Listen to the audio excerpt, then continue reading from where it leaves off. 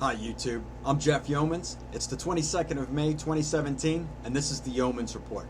Today what I want to talk about is HP Bloatware. If you don't know what bloatware is, just buy an HP product and you'll find out real quick. It's applications and services that HP bundles with their hardware to offer you other services that they provide. Other services, ink, paper, what have you. It's a common business practice that drives a lot of IT people away from HP. One of the first things I do when one of my friends asks me to set up an HP computer is to delete all that stuff out because it's generally not needed.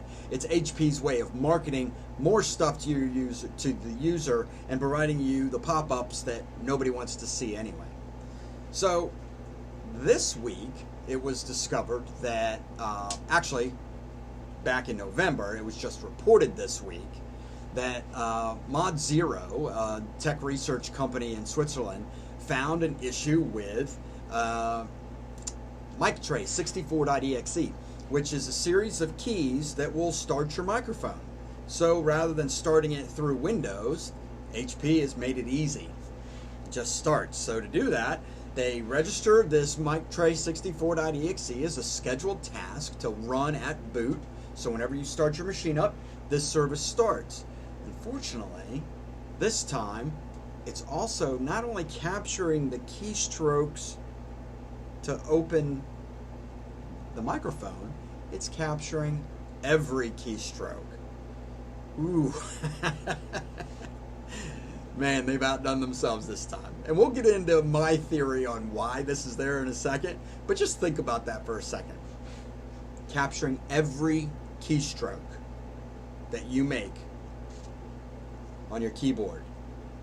Yikes. The keystrokes are then stored in a plain text file in user/public. They couldn't have picked a better folder, right? So your username on your computer / the public folder. So now, if your computer gets hacked, the first place I'm going to go is to the public folder to see if you have a log file of all of your keystrokes since you've bought the computer. Yeah. So, let me just hit you with a real quick scenario. You go to www.bankofamerica.com. That's captured in the log file. Username, schmitty.xyz. That's captured in the log file. Then you type in your password. Secret, 69 exclamation point. That's captured in the log file. So now I have access to your bank account with zero work on my part. The results are in. Sensitive password, sensitive data is captured in plain text, including user passwords. Previous versions didn't have this issue, which leads me down a road that we'll talk about here in just a second. And it only affects MicTray version 1.0.0.46. There is a CVE out on this, so you can check that out if you want. It affects 28 HP models, and HP has acknowledged the flaw and issued a patch. They didn't patch anything, they turned off functionality, but again, we're about to get into that. Check your version number.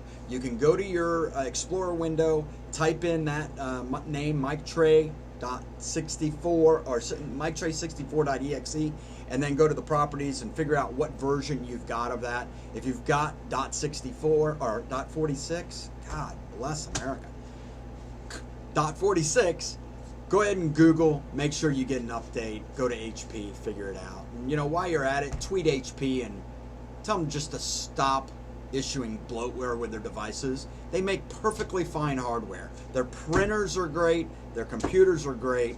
The bloatware gets on our nerves, man. We're not your marketing whips.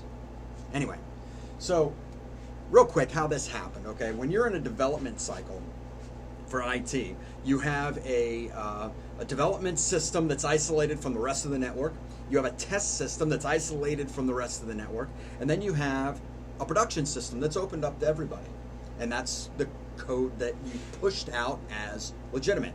Well, what developers do to test things is they kind of take shortcuts. They want to make sure that the keystrokes are working accurately.